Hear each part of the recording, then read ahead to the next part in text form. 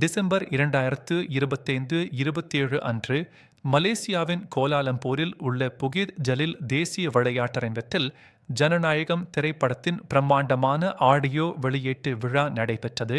இது ரசிகர்களுக்கு மறக்க முடியாத ஒரு நிகழ்வாக அமைந்தது. இந்த விழா தளபதி திருவிழா என்றும் அழைக்கப்பட்டது. இது விஜயின் சினிமா பயணத்தை கொண்டாடும் ஒரு அர்ப்பணிப்பு இசை நிகழ்ச்சியுடன் தொடங்கியது. அவரது பிரபல பாடல்களின் மேற்றின் மூலம் ரசிகர்களை உணர்ச்சி மயமாக்கியது. விஜய், யேசுதாஸ், எஸ்.பி.பி. சரண், அனுராதா ஸ்ரீராம், திப்பு, ஸ்வேதா மோகன், ஆண்ட்ரியா ஜெரேமியா உள்ளிட்ட 30க்கும் மேற்பட்ட பாடகர்கள் மேடையில் பாடினர்.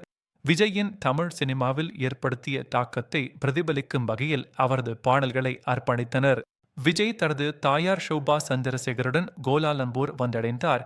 விமான நிலையத்தில் பாதுகாப்பு படையுடன் கூடிய பேப்பராச்சி மத்தியில் அவர்கள் வரவேற்பு ரசிகர்களிடையே பெரும் உற்சாகத்தை ஏற்படுத்தியது. இயக்குநர்கள் நெல்சன் திலீப்குமார், அட்லி போன்ற முக்கிய தமிழ் திரைப்பட வெளியுலக பிரபலங்கள் இந்த விழாவில் கலந்து கொண்டனர்.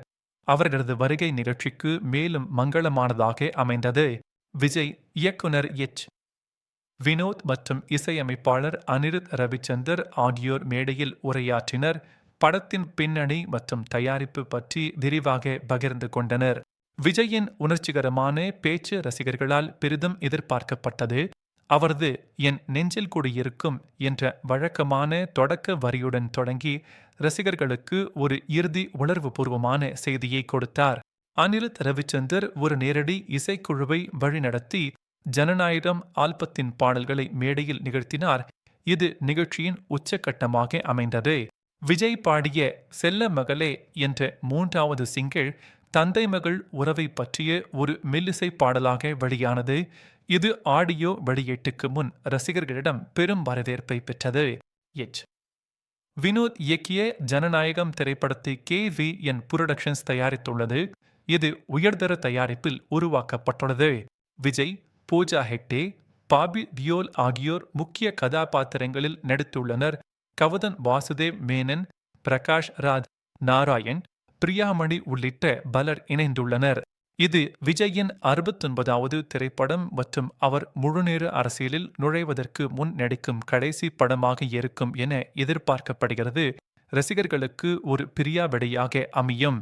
இந்த விழாவிற்கு 80,000 முதல் 90,000 ரசிகர்கள் வருவார்கள் என எதிர்பார்க்கப்பட்டது. இது புகித் ஜலில் தேசிய விளையாட்டரங்கத்தை நிரம்பச் செய்து ஒரு மிகப்பெரிய கூட்டமாக மாறியது. மலேசிய அதிகாரிகள் அரசியல் உரைகள், கோஷங்கள் மற்றும் பதாகைகளுக்கு தடை விதித்து கடுமையான பாதுகாப்பு வழிகாட்டுதல்களை அமல்படுத்தினர். தமிழ்நாட்டில் நடந்த அரசியல் பேரணியில் ஏற்பட்ட அசம்பாவிதத்தை தொடர்ந்து பதிவு செய்யப்பட்ட ஆடியோ வெளியீட்டு விழா ஜனவரி 2026 4 அன்று ஜி தமிழ் தொலைக்காட்சியிலும் G5 தமிழிலும் ஒளிபரப்பப்படும். ரசிகர்கள் வீடியோவில் பார்க்கலாம்.